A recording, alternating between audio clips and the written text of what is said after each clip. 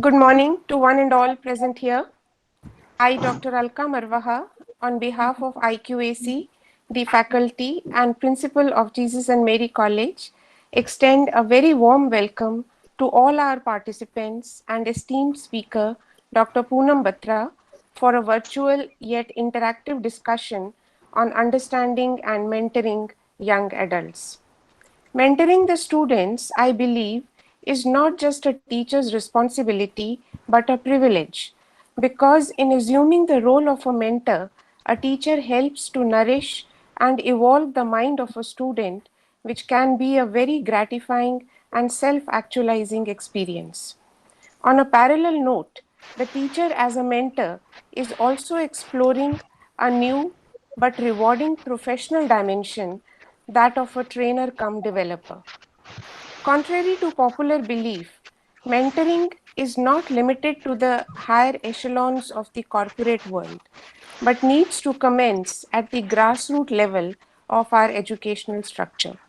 More so in the current scenario, where the pandemic has become a source of extreme mental duress for our students, in which case our role as a mentor also needs to be rethought, reworked, and redefined.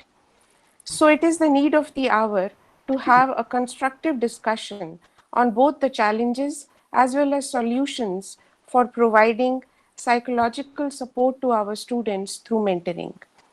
I'm sure with this background, we would have a profoundly invigorating session with our dear speaker.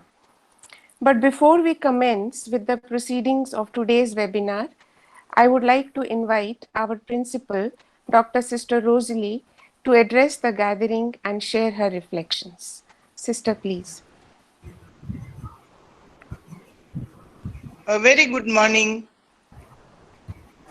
and I'm happy to welcome the faculty members of Jesus and Mary College, our colleagues from other colleges and universities, and all the participants to this special webinar organized by IQAC Jesus and Mary College on this important topic, understanding and mentoring young people. We are privileged to have Professor Poonam Batra with us to enlighten us on this topic. Thank you so much, ma'am, for accepting our invitation.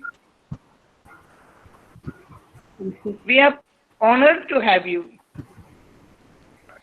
Thank you so much for sparing your valuable time with us, enlightening us on this topic. We are sure we will gain useful insight into mentoring our students, which is always our duty to nurture our students as a mother and a teacher, and is a challenge. All of us want to help our students in every way possible, respecting their space, their freedom and dignity. Thank you so much, ma'am. Before we begin this webinar, let us invoke God's blessings upon each one of us and on the whole world during this COVID-19 pandemic. Almighty God, pour out your Spirit upon us, direct and guide all our thoughts, words, and actions. Bless all our endeavors. We pray for all those who are in the health services, the doctors, nurses, and all those who help to heal us. Lord, enable us to live a happy, healthy, peaceful life, and to make this world a happy place for everyone, a beautiful place for everyone. Amen. I congratulate and thank all those who took time to organize this much needed webinar.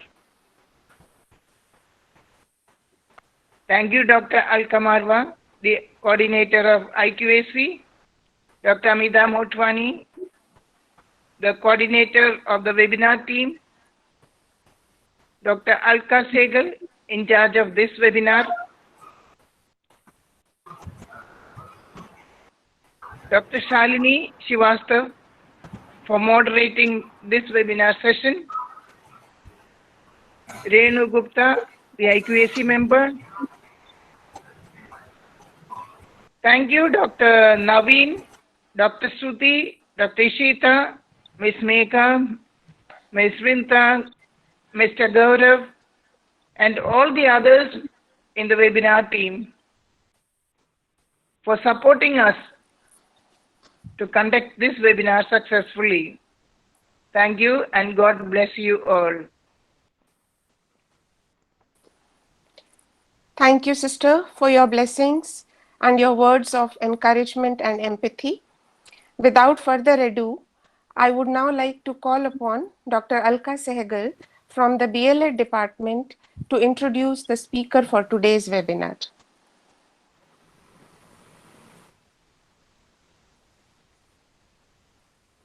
Dr. Alka Sehgal had asked me to introduce Poonam.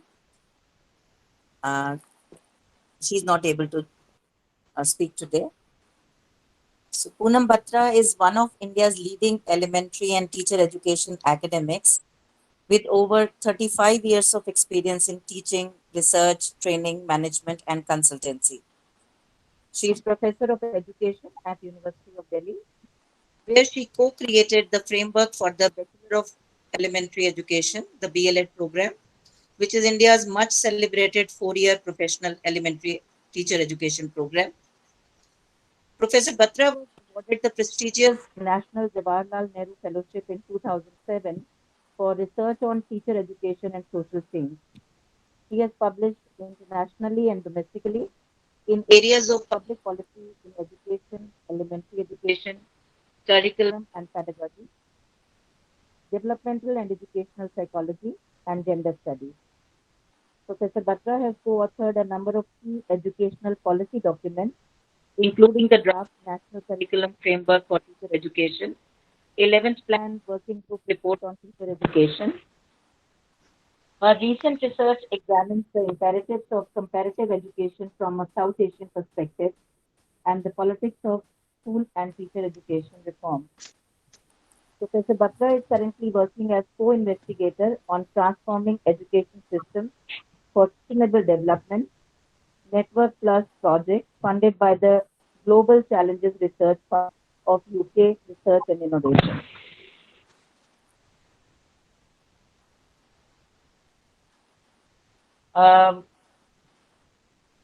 After this professional introduction, I would like to introduce Poonam as I have known her personally.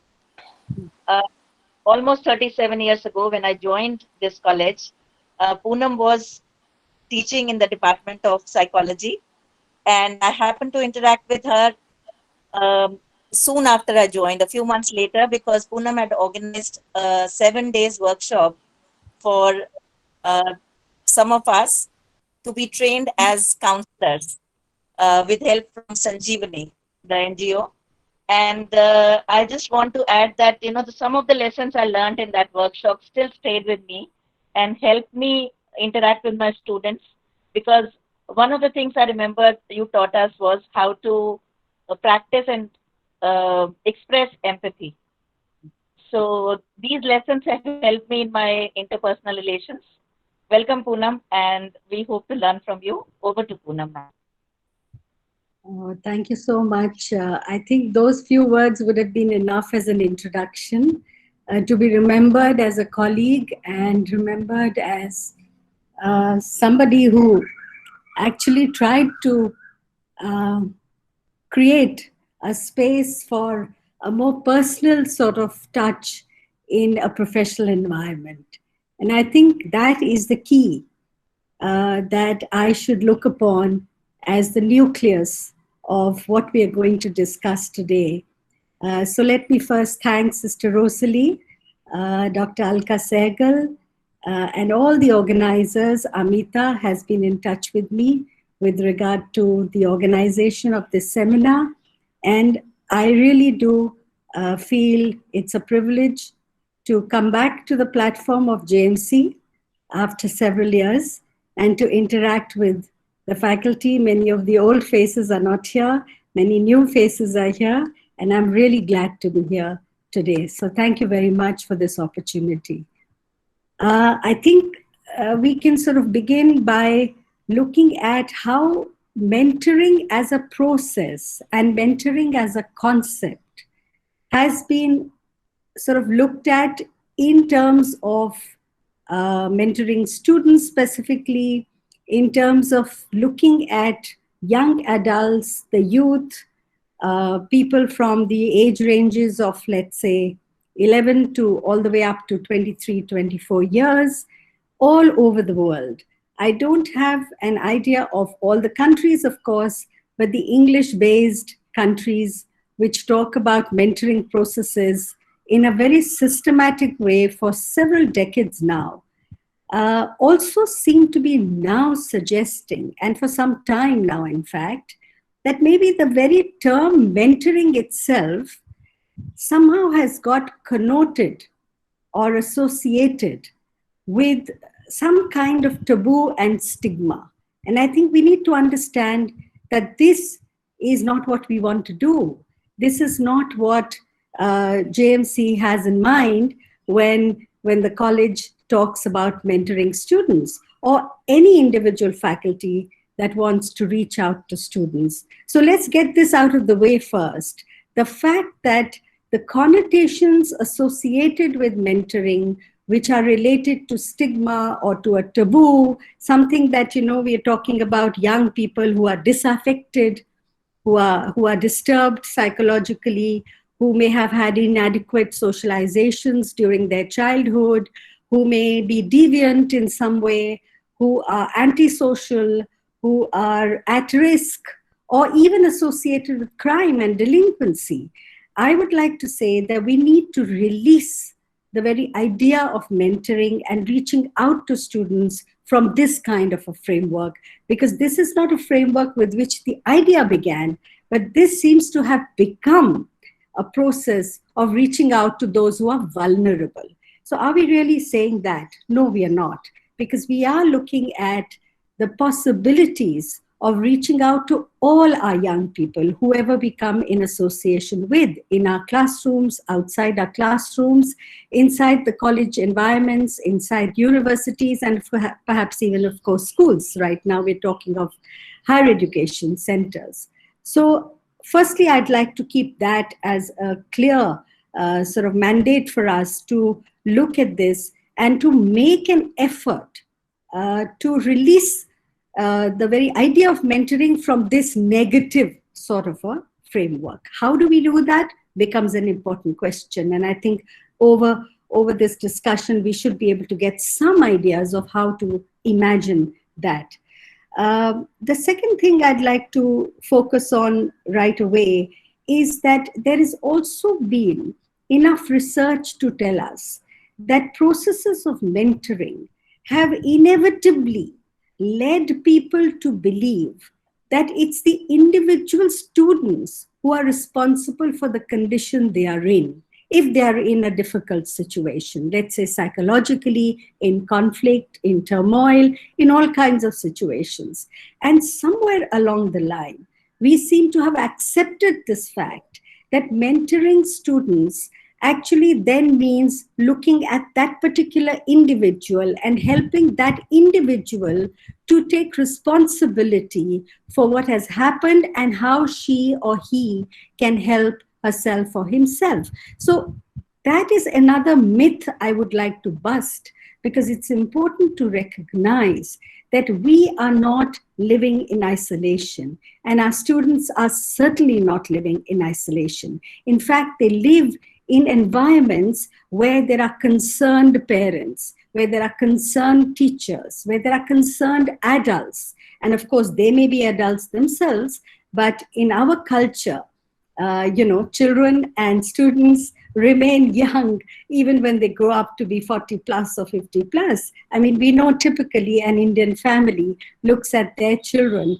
as children, despite the fact that they may nearing to become grandmothers or whatever it is. But given that cultural aspect aside, there is a tendency to look at individual issues that come out as individually generated or created or whatever it may be.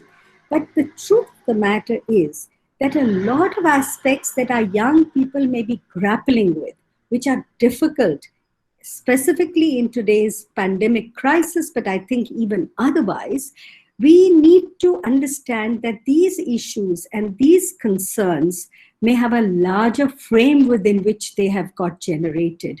Why? Because it is in this larger frame of the socio-cultural context, the economic context, the political context in which a lot of it happens. So just for a very small example, which all of us may have been very, very familiar with, is the role of technology.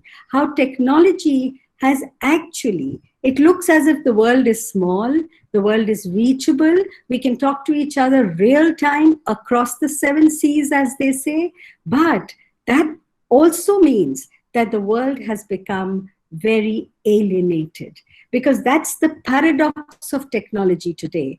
The phones are in our hands and in the hands of young people more than in our hands, but they seem to be connected to the world, and yet they suffer from the deepest of alienation feelings, which is something we need to understand. So this sort of idea of feeling isolated or feeling lonely, in very simple words, in a connected world, is what we need to understand. Because this, I think, is the crux of the younger generations today. And I've seen it happening not only in the recent previous generations that may have now entered their late 20s, but the current generations, which are even younger, because the whole grip of technology over our lives has become very, very firm. And it almost feels that the young people are connected all the time. They don't sleep enough. They're, late into the night talking to friends.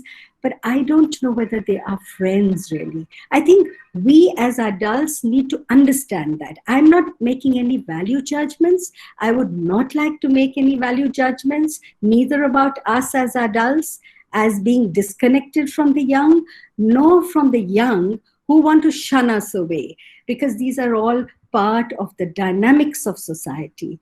And it's also, of course, to do with how the social media interacts with the young people. I mean, some of us, I, for example, come from a very old school thought, and I do have a lot of hesitation in putting myself up on the social media for the world to see. But I understand that many young people think this is normal life. Where is what is wrong with it? So if you talk to a very young person, even in school, leave alone in college at the age of 20 or 19, when they come into college at the age of 18 plus, and you ask them, look, I mean, you have a friend on your Facebook, or you have a friend on Twitter, or whatever it may be, but how do you know this friend? Have you met this friend?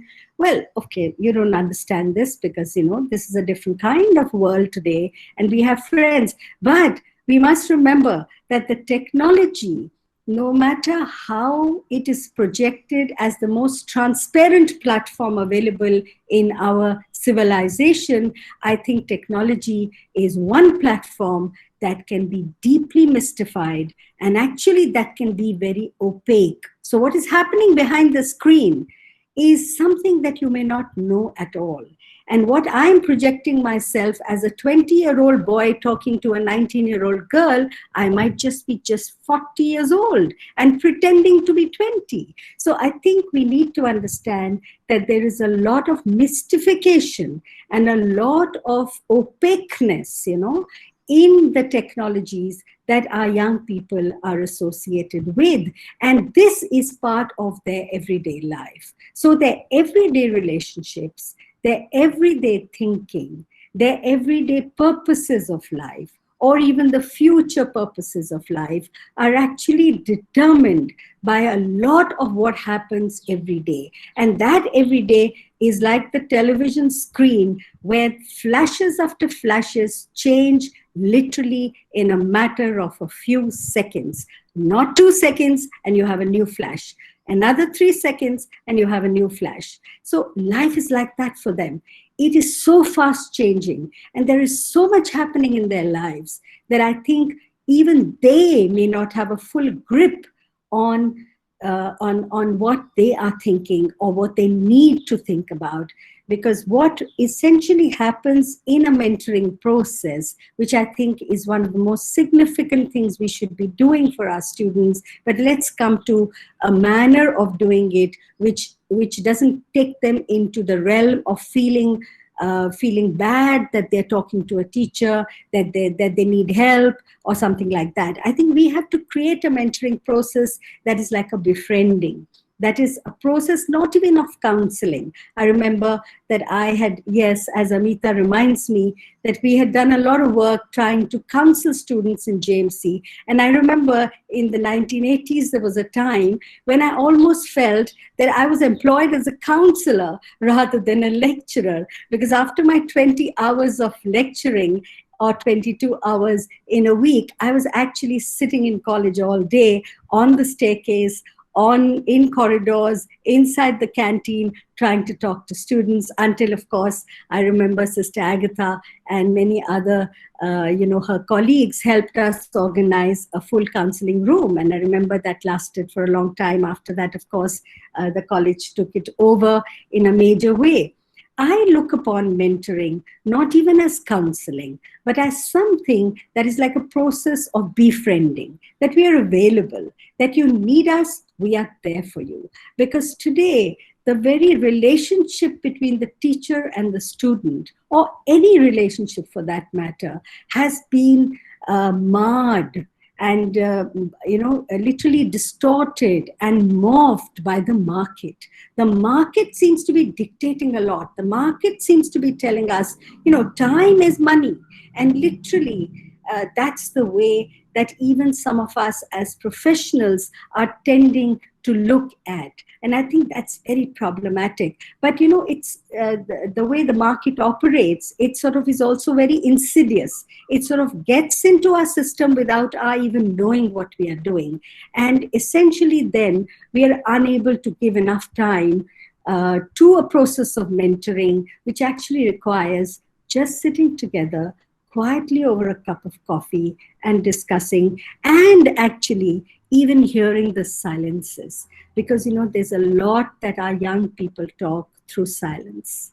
They don't want to share easily. They find it difficult to share because they are not sure whether they are on the right path, whether they are confused, whether they are defiant, whether they will lose the trust of a teacher who they have enjoyed so far. They're worried.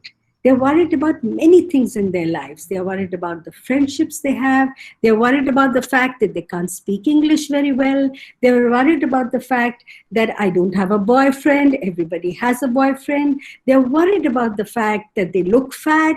They're worried about their appearance, because a lot of the time, young people's identities seem to be dictated by what others think of them. I mean, this is not something new I'm saying.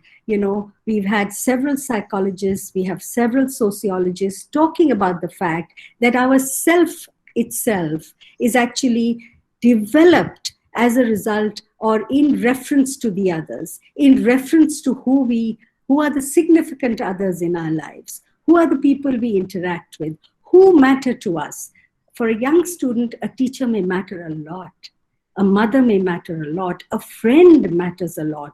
The social media matters a lot. How I look on the Facebook matters a lot. So there's too much at stake. And therefore, it's difficult for young people to become clear about really what they are looking for. And every day, the buzzing of this life with flashing images and technology doesn't seem to give them the time to pause, and to just sort of rest and to think.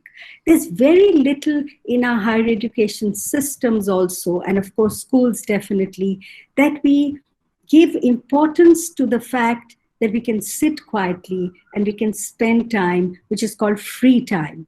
I mean, even in the BLEd, I think a lot of interactions with faculty, people keep telling us, aren't you giving our students too much to do? Shouldn't they have time to sort of think and reflect by themselves, not only about themselves, but even about what they are studying? So if they're studying gender in a classroom, a lot of the things will come into their lives and say, oh, does that relate to me? Am I looking at it like this? Is my father really very patriarchal? They're struggling with many issues like this, which also emerge from the classroom studies, which emerges from the curricula, which may emerge not from their personal life, from the academic life. So I think the teacher is a very critical person in the life of young people. But how do we really mentor? How do we support young people who are embroiled in different kind of conflicts? I think one way would be, as I said, is to give them the space to reach out to you when they want to, and instead of sort of imposing ourselves upon them. So sometimes what we do is we have, okay, let's say once a week, we have a little sort of slot, which could be called a period or whatever. And we say, you know, we are available for you. Anybody wants to come and talk to us, we are all available. And you know, let that be a process of organically sort of emerging interactions and contact, rather than make it into a structured way of mentoring. So I think mentoring will have to be a sort of a little bit of formalization, but largely in an informal framework. And it's then when the students take their own ownership of the fact that they feel like just interacting. And let me tell you that a lot of the time, and research is showing that mentoring need not be only from the teacher to the student. You know, students, when they talk to each other, they rely a lot for support from each other. It's the same students who will bring each other down, who will create an environment of one-upmanship, but it's the same students who also try and help resolve. But the main thing is conflict is part of life.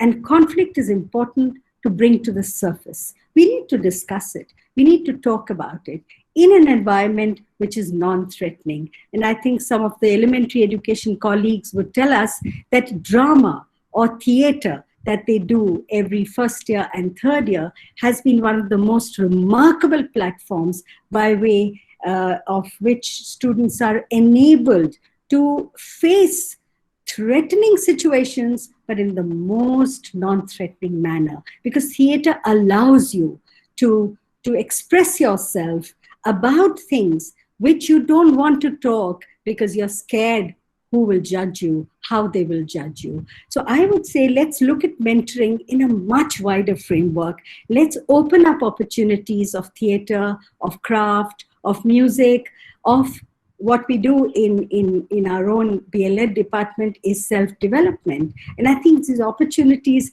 help students to also understand that, look, this conflict is not just mine. It is something very similar to what she is facing or he is facing. And there's a possibility of feeling comforted in a context where you can say that, you know, these are situations not peculiar to me as an individual, but they relate to the larger world that's around us. And that's why I feel that all kinds of inequalities that our society is gripped with, all kinds of educational and social inequalities, gender inequalities, are very much a part of what creates conflict and confusion in our students. And I think it is the most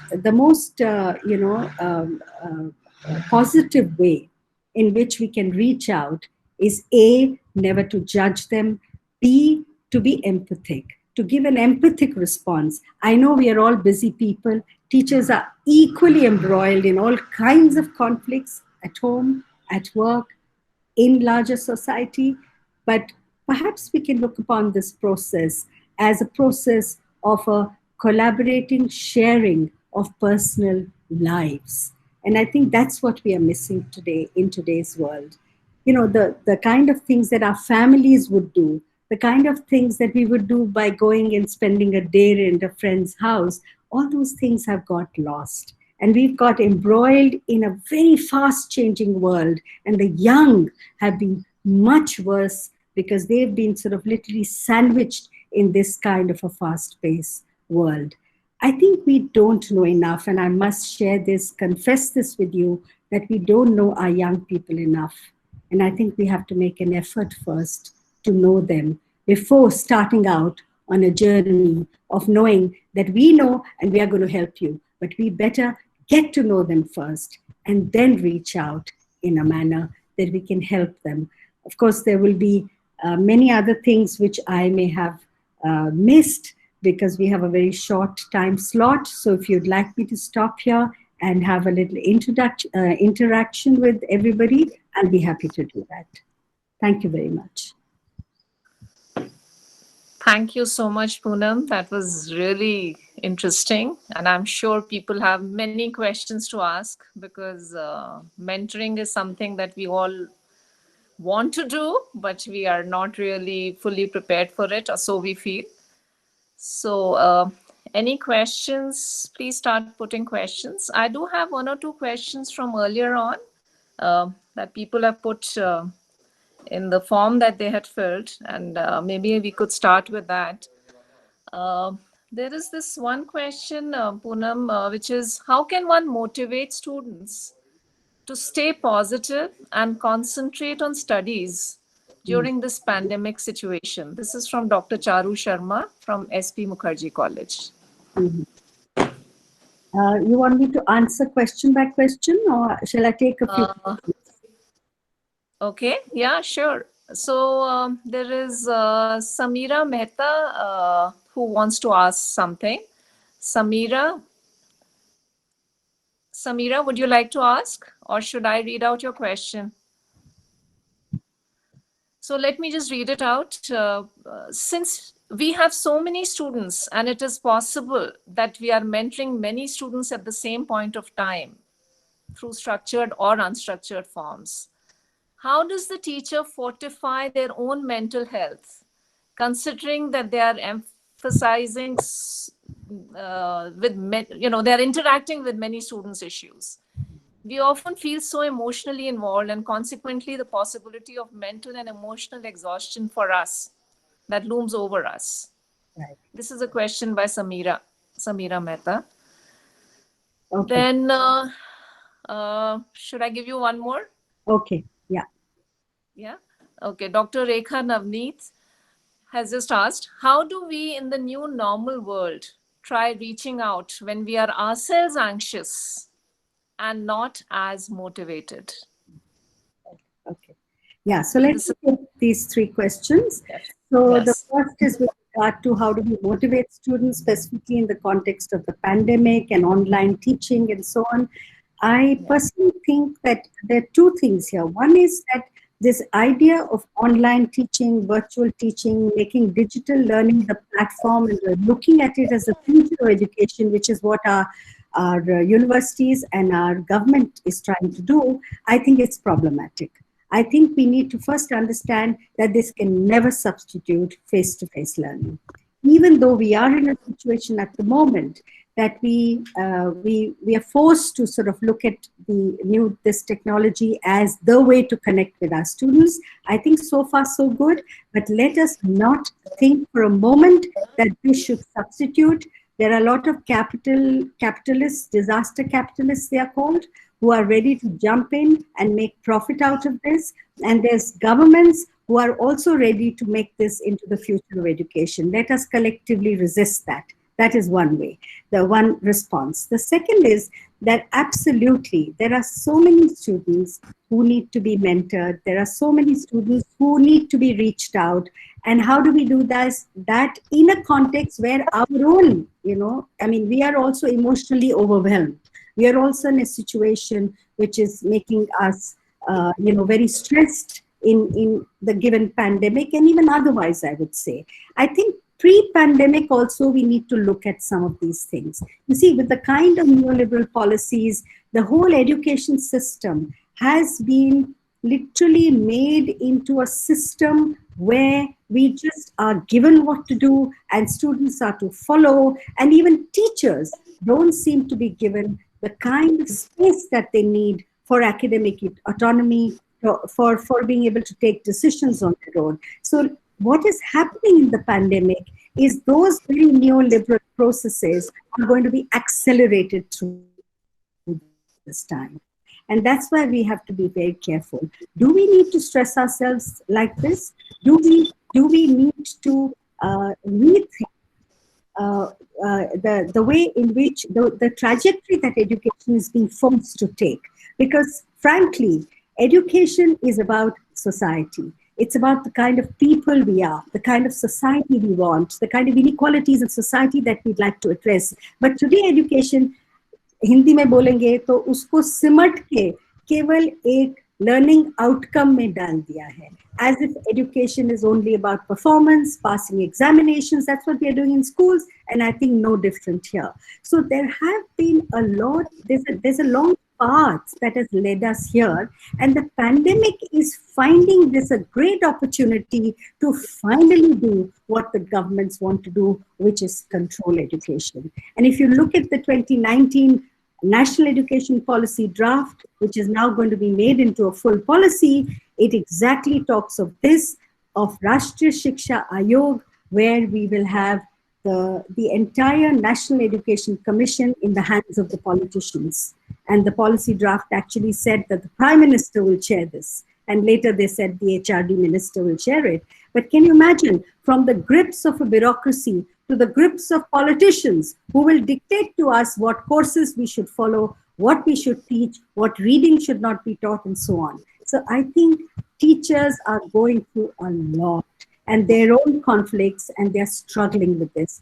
My idea is that we need to talk more to each other, that we need to develop collectives, that we need to have regular sessions with each other. We need to not only talk to each other about our profession, about our work, about the students, about the caring for students, about the support we need to give to them, but we need to get into spaces where we can just put our legs up and talk freely, interact like normal beings who just want to see a nice film together and discuss it over a cup of tea.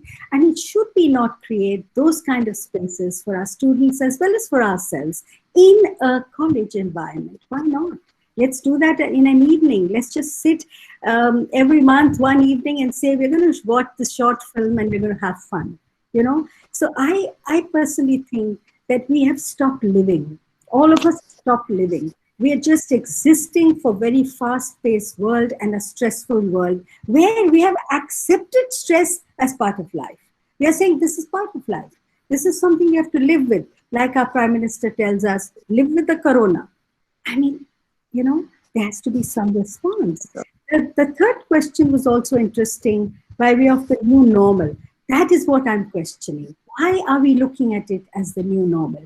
Everybody seems to be talking about it. No, I would go to the extent of saying, if this pandemic is not allowing us to open our colleges at this time, we declare it a 0 year. Meantime, spend this year thinking and rethinking about our curriculum, thinking about what new we can do, how differently we can do it, and come back with a rejuvenated mindset where we create a new vision for what we want to do. Whether it's our specific courses, whether it's our curriculum, whether it's the way we organize and arrange education in our settings. And I think I must congratulate the JMC staff for taking this lead to actually resist online learning, to say that no, this is not something that's possible. I can give you some examples of heart-rending responses that we got from our students. Our students are saying, you want to expect us to go for online OB, open book examinations, but how are you so sure that none of our family members have COVID? How are you so sure that we cannot have COVID? How do you know that we are living in a containment zone and we are not able to do anything? We are so vulnerable. Why are you doing this to us? I think it's strange that we as a university has not stood up together. But I must congratulate JMC for taking this lead. I really, really appreciate that. JMC has always done that. I remember we did this during the Mandal Commission also. I remember I was there and we tried to have public lectures because that was the moment of education. You know, education has to resonate with people's lives. Our students can't be put in a capsule and say, study sociology, study economics, and don't even talk about the world around you. We can't do that. We have to bring all of that to the platform where we are interacting with students. So it's not about their personal lives alone, but it is about education itself becoming economically, socially, culturally, politically relevant for our young people. True. Thank you so much. So Anthony Joseph from JMC would like to ask something. Yes, ma'am, I'm online. Am I audible? Yes. Yes, yes. Good morning, ma'am. Good Thank you for the most relevant thoughts that is actually occupying many of our minds, so sensitively put across. Here is a thought, actually, though you have dismissed a lot that is associated with a kind of thoughts alluded to mentoring. Here's a thought for you. Minus the halo that is associated with mentoring, what would be your thoughts on the grit and the grime that is actually associated with this process? Thank you, ma'am. I'm not sure whether I understand what you mean by the grit and the grind. So would you like to elaborate a bit? It's a favorite rejoinder to my own students. When you know the answer, don't ask the question. So, in fact, when you ask me about the grit and the grime, what really comes to my mind is there is a lot that goes in before a mentoring process actually takes place. We seem to have put up mentoring on a pedestal. It may well worth be that, but I want to imagine that a mentor goes through a lot of things in his or her mind before they sort of enter the sacred spaces of the other. Not sure whether I'm able to say it, so I do want to believe that you have your thoughts on the many processes that is going on in the mind of the mentor per se.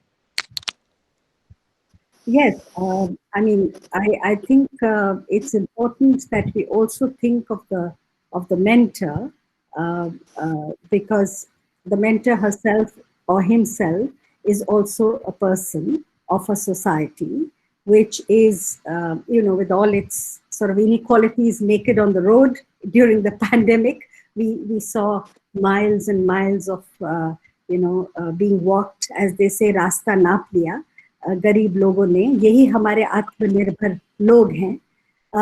The point is that, we are in a state of turmoil, whether we are students, whether we are teachers, whether we are adults, parents. We are in a state of turmoil for different reasons. The pandemic has aggravated all of that. The pandemic has accelerated that. And in the middle of this health crisis, we are still expecting our students to write the open book exam, to submit their assignments, to sit online for hours, and in a room where there are 4 family members and little privacy or time or reflection to study. Many of the students say that we actually come to the library to study precisely because that is a much better space for us. So what I'm saying is we need to support each other. I think here is a situation where let's not look at mentoring as, we know it all as teachers, we understand it all, we are more experienced, and our students need support. I think this is a situation where we all need support. Can we try and reach out to each other as teachers as well? That is an important point to make. I would not like to put mentoring on a pedestal at all. And that's the reason why right at the beginning I suggested that we need to look at it as supporting the young or as befriending the young. And we do it in a manner that doesn't get structured. Because the moment it gets structured, it has the connotation of stigma and taboo, which we don't want to do. We want our young people to feel free to express themselves. And even if it means a critique of our teaching, even if it means a critique of the way the college is organizing something, let us give them a hearing ear. Let us listen to them, not necessarily accept everything, but listen and enable a dialogue to happen. I think dialogue is the crux of good teaching, and it is also the crux of good living. And that's the way we should look at this. Thank you. Bipasha Lakra from Political Science Department, Jesus and Mary College. Bipasha.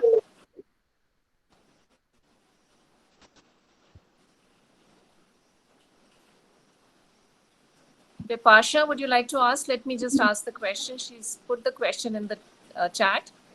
How does one address massive anxiety issues amongst the final year students, the graduating students, pertaining to the final open book exams and an uncertain future after that? Yes, I A lot think of students have anxiety issues. Very important question. My own students are full of anxiety. I've been trying to link up with them, talk to them.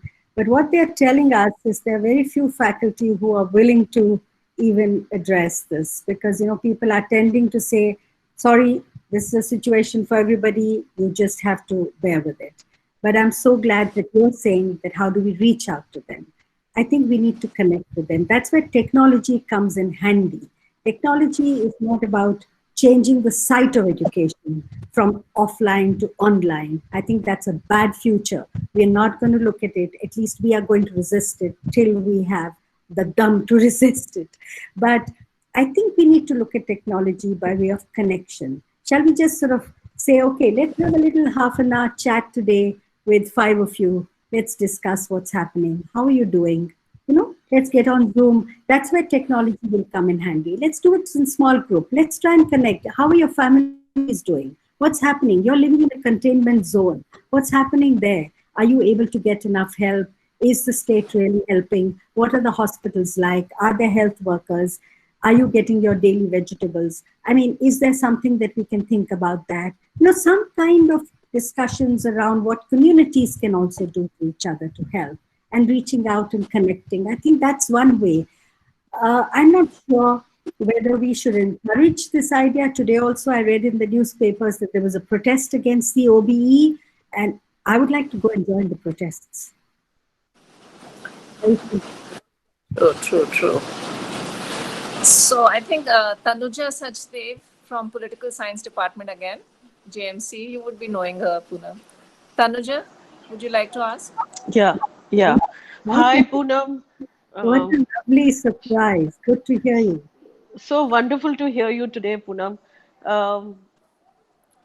You touched upon so much, and I wanted to tell you that so much has changed. And while you congratulated JMC, I do feel the need to tell you that JMC is not the same anymore. So many have retired. So much has changed, but that was at a personal level.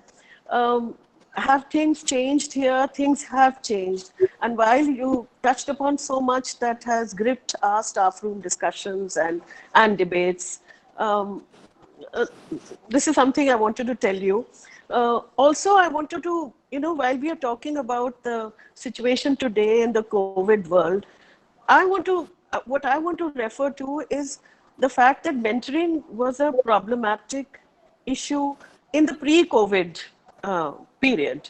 Okay, so I want to sort of, when we talk about mentoring today, there's so many areas that we are looking at.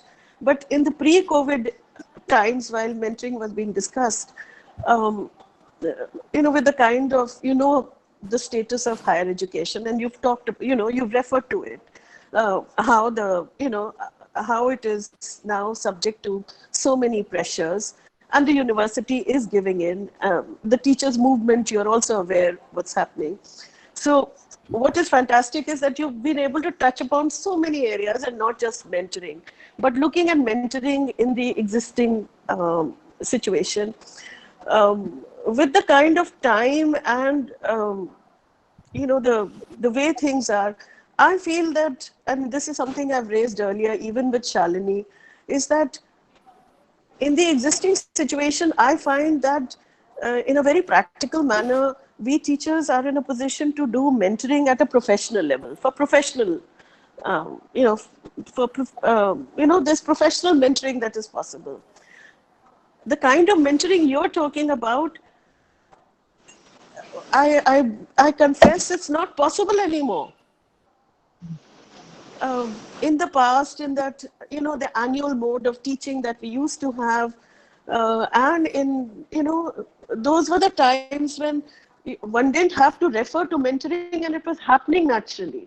Like you said, it was organic. Today, for instance, for you to tell us that, to remind us that we should be able to sit with our students, it's not happening. It used to happen earlier when no one talked about mentoring. Now mentoring has appeared in a list of things, whether an institution does that or not.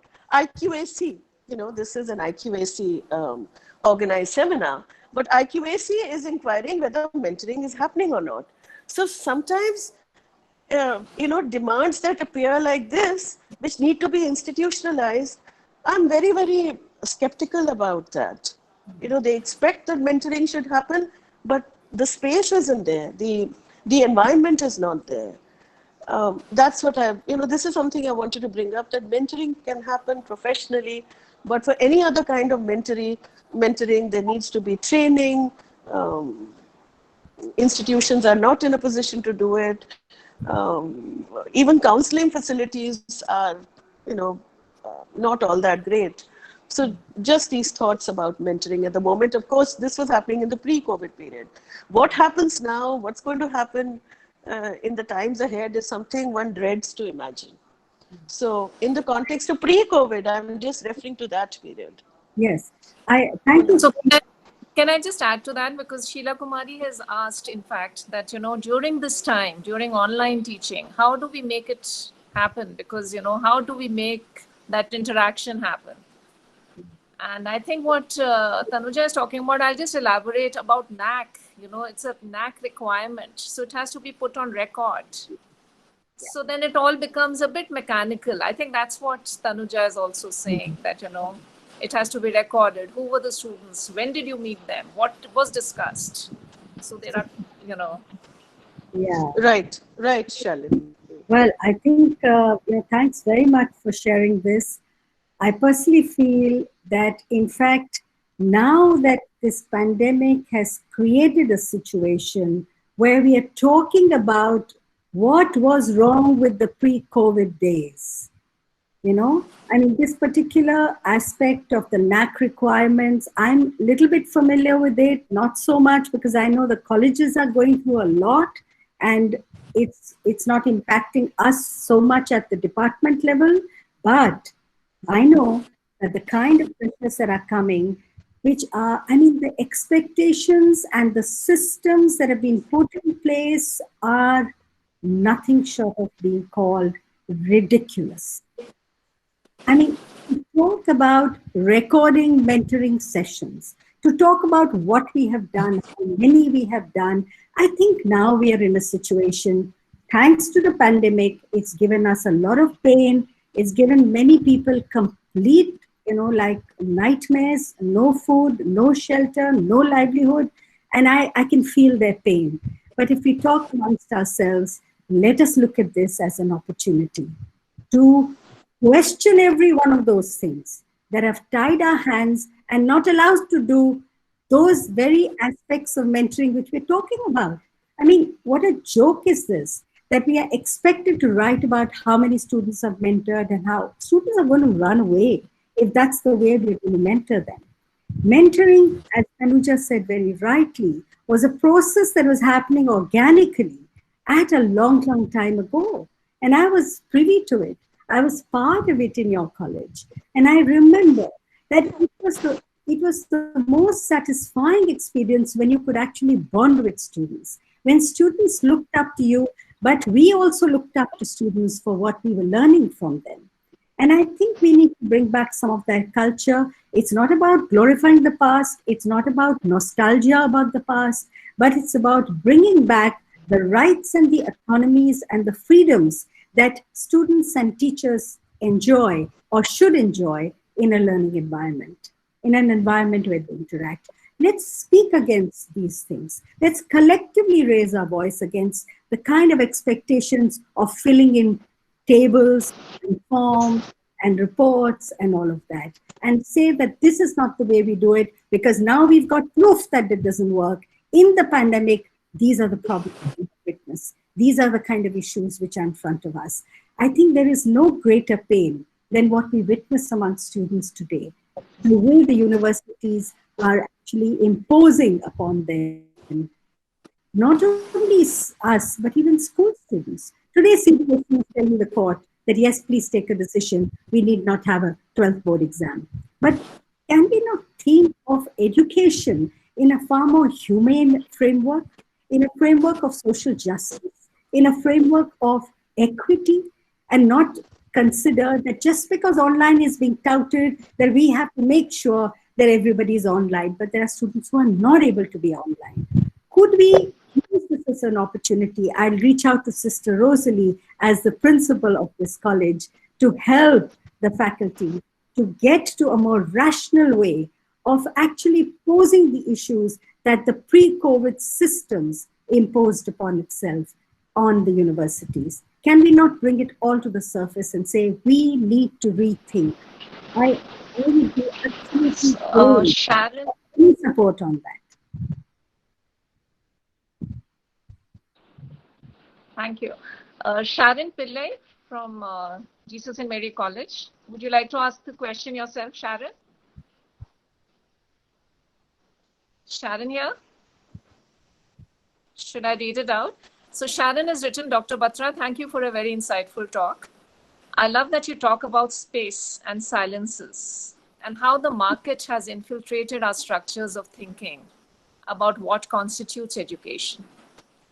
My question to you, if we actually manage mentoring as you understand it, do you think we risk triggering a revolution, much needed of course, rather than simply learning how to navigate and to ace the rat race that education institutions and governments urge us to join as teachers and students to be seen?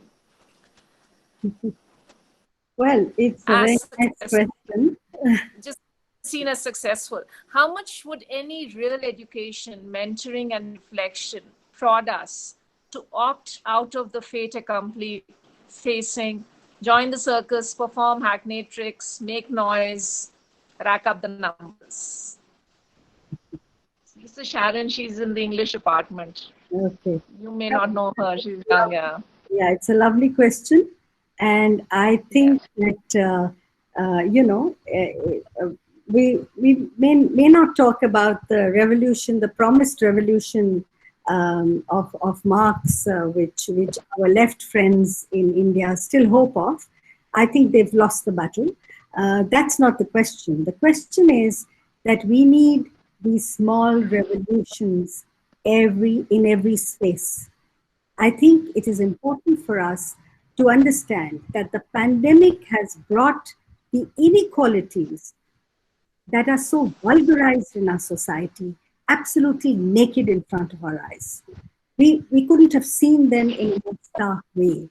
I think the pandemic has brought to us the fact that we prefer to continue as a civilization to live with these inequalities and to care a hoot about the other. The whole idea of othering, the whole idea of the communal virus, all of it which is state-sponsored as well. So my submission would be, mentoring cannot be a process that allows the water to flow the way it has been flowing. I think mentoring is also to create ripples in that water.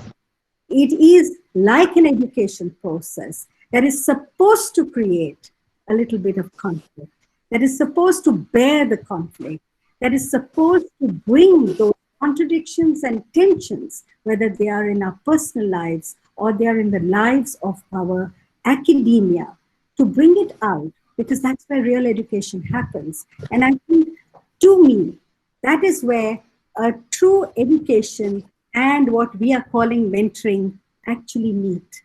To me, they're not different. To me, when I relate to my students, when I enable them to surface the conflicts, when I enable them to see and imagine a different way of doing something, I am educating and I am supporting at the same time. And I think that's where we need to reimagine. What this country has faced is not only structural impositions, but it has faced a poverty of imagination. And I would say that we need to really sort of open ourselves up and to completely reimagine the way we look at mentoring. Why can't we see theater workshops as a process of mentoring? Why does mentoring have to be seen only as a one-to-one sitting in a closed door and talking secretly about something? No, it's not about that. It's about conflict and tension and difficulties that we talk openly, we discuss issues, we hold each other's hand, we support each other, but we also confront what needs to be confronted. Thank you. So Sumangali, would you like to ask your question? Are you here? She wants you to read it out. So I'll read it out, okay. In the light of everything that is going around, emphasizing on studying for exams seems like we are reading from a script, even when the film has been shelved. How do you negotiate with the impending exams when you can't make sense of it yourself? This applies to so many other directives. You may not have the voice to protest, or your voice may be going unacknowledged. How does one not feel like an imposter? This is one question. I'll give you one more, Poonam. Yeah, sure. Jobin, would you like to ask your question? Jobin Thomas? Yes. Thank you, Professor Batra, for this thought-provoking session. This was wonderful. I just wanted to ask you to elaborate on something, because as academics, we always tell ourselves, always historicize. So my question is, there are competing or evolving paradigms of what is mentoring in academia. For instance, you had this old notion of guru mentor, a towering teacher who is taking you under the wing and taking you along the path. Or you have the more recent notion of friend mentor or friendly mentor. And then you have more recently, you have this notion of treating your students as colleagues, so professional colleague mentor. So I was wondering, could you elaborate? My understanding might be limited. So could you elaborate on these evolving notions of academic mentorship? Yeah, okay. So, well, the first question is with regard to the open book exam and all of that. So I think I've spoken pretty much a lot around that. My position is pretty clear because I don't support this kind of move of making online learning as the future and also imposing the OBE on students who are unable to take it. But with regard to the changing, evolving notions, I think, yes, we are at a time when we cannot have a hierarchy-based relationship between the student and the teacher. I think it's important to look at the student as a confidant, a student who is capable of thinking, a student who is probably thinking a lot more than we are about the current situation, which is political, economic, environmental. I mean, Greta Thunberg is one of the best examples of how young people are thinking. And I think we need to understand that we have to, students have to be beside us. We can't talk down to them. In fact, I would ask my students and try and learn from them. Because that's why I said that we don't understand enough what these young minds are thinking. I think we have the responsibility to try and understand them, not by prying into their personal lives, but by sharing things with them and enabling them to share what they are conflicted about or worried about or happy about, what they want to share with us. So I think it's really a collaborative relationship that we're talking. And mentoring will have to look at it like that. Mentoring will have to get out of the old forms of looking at a teacher-student relationship, the old form of looking at students as disaffected or disturbed. No, I mean, we can have very healthy discussions around a film. And that too is mentoring for me. A good film and a discussion around that. So one more question is from Sister Molly. Sister Molly, would you like to ask? She's from the history department. Should I ask? Sister Molly, are you here? Okay, I'll just read it out, Poonam. So she's asked, how can we prepare ourselves to be good mentors for the post-COVID-19? So that's Yeah. the question So put by Sister Molly. Yeah, I think it's important that we too release ourselves from our shackles. You know, as adults, we are also very bound in many different ways. Perhaps the roles that we have played for so many years, perhaps the expectations, which are somewhat cultural, social, tied to our profession, tied to our roles as professionals. And how do we do that? How do we break ourselves? I think one way, of course, is the enlightenment, the reason, the logic, the sort of reasoning ourselves, thinking about it. But I think reason alone doesn't help. If we want to release ourselves from within, then I think let's organize a little theater for ourselves. Let's organize. There's a wonderful workshop I had organized for the BLEd faculty about 4 years ago. And this was by a person who is based in Bangalore. And she does workshops on theater of the oppressed.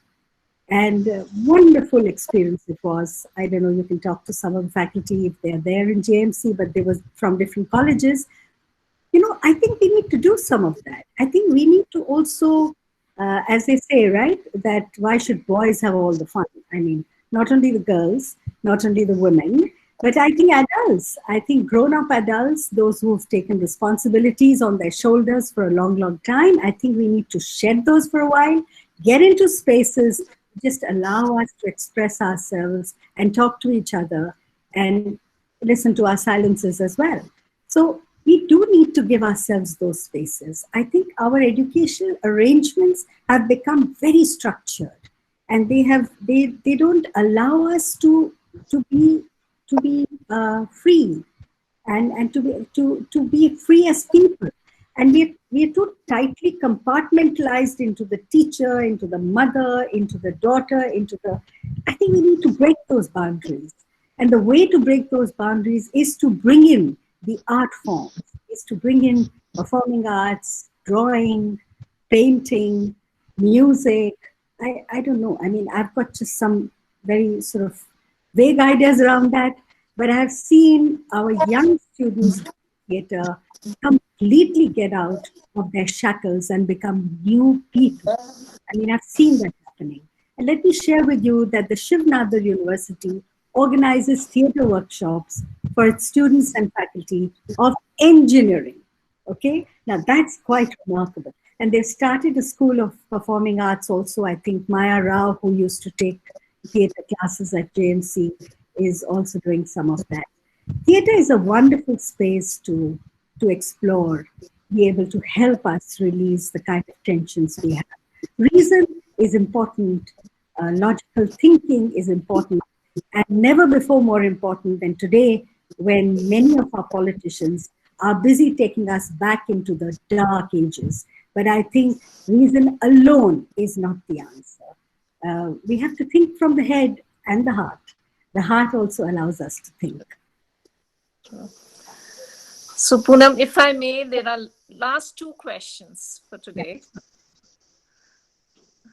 This is from Tanu Parashar. She's from the Department of History, JMC. This old adage of beauty with brains is still hovering on heads of the students. They want to be good on all fronts. Consumerism in all forms is here to stay, as we all know. So how does one engage with them in this context in a more constructive and creative manner? Can you give us some examples? Can you cite some ways? And the second, this is the last question. This is from Swati Nethani. How do we reach out to special children in this time? Yeah. So these are the last two for today. Okay. Very important questions. Beauty and brains, absolutely. I mean, when I was in JMC teaching psychology in the year 1980s, we had developed a course on psychology and women for our undergraduate, and we sent it to our department at Delhi University, and I don't even know whether it gathered dust or whether it went right into the dustbin. But there are a lot of new knowledges, and these are not new anymore. They've been there for a long time.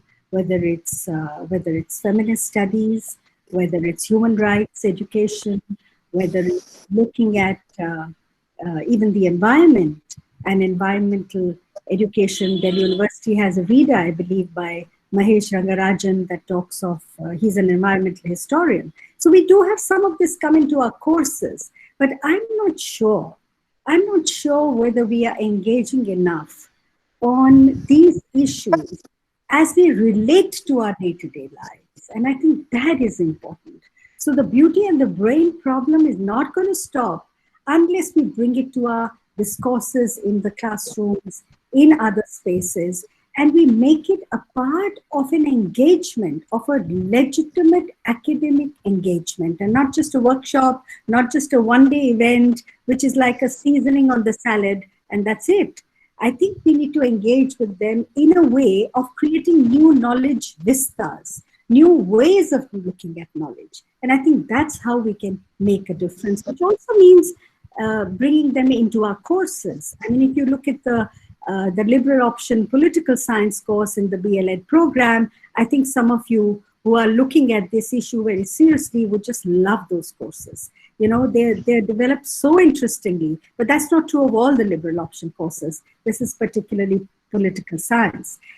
The second question about special children, absolutely. I think maybe they're not special, they're just like us, they're just like all other children. All that they need is to be noticed. They need to be understood, because you have needs which are different, yes, from ours, from other children. Disability of all kinds. And I think we are all disabled, as Anita Ghai puts it. I mean, she's from your college and I've always respected her for her work. We just don't see how disabled we are.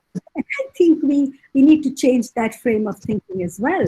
And yes, the children who may have all kinds of problems that we normally may not have, but the point is that they have a mind, and they have a thought process, and they have the aspiration and the desire, which is like all of us. So perhaps the more normalized we make them amidst us and enable them to express themselves and make them active participants rather than as recipients of what we want to do for them, perhaps that would change the roles. You know, it's time to turn tables around. Too many tables for too long, but we need to turn them around completely. Thank you so much, Poonam. It's been a delight and a privilege. I would like to now call upon Dr. Renu Gupta to give the vote of thanks. Thank you.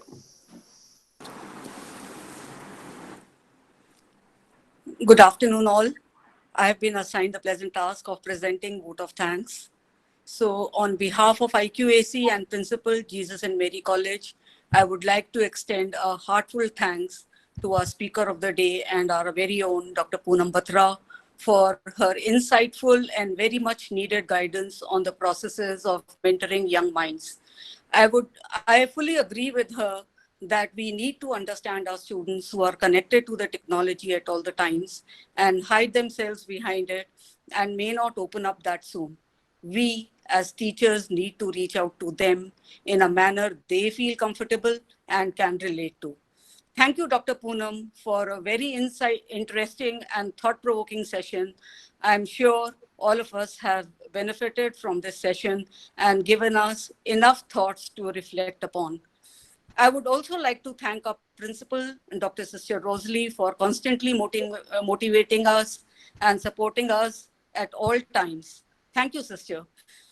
At the helm of the affairs is the coordinator of IQAC, Dr. Alka Marwaha, and convener of the webinar committee, Dr. Amita Mutwani, who have relentlessly guided and taken the things forward. Thank you, Alka and Amita. A special thanks to convener of today's webinar, Dr. Alka Sehgal, for making this webinar possible. In fact, we had, planning a workshop with Dr. Poonam Batra before the, lockdown period, but somehow it could not happen due to so many things. But we are glad that this happened now. Thanks are also due to the moderator of this webinar, Dr. Shalini Srivastava, who did a wonderful job. And we have been very fortunate to have a very motivated and efficient team for organizing webinars during these times. Towards this, I would like to thank Dr. Naveen Thomas, Megha Jacob, Ms. Vrinda Moda, and Dr. Shikha Singh for their wonderful contribution to organization of all the webinars, including this one. Thanks to Ishita Singh for designing the poster and publicizing it. Our technical assistant, Mr. Gaurav, is always there to help us and ensure that the entire proceedings go smoothly. Thank you, Gaurav. And last but not the least, a big thank you to all our faculty of JMC and other colleges who have attended this webinar on YouTube and this platform, without which it would not have been successful. Thank you very much and good day to all. Thank you.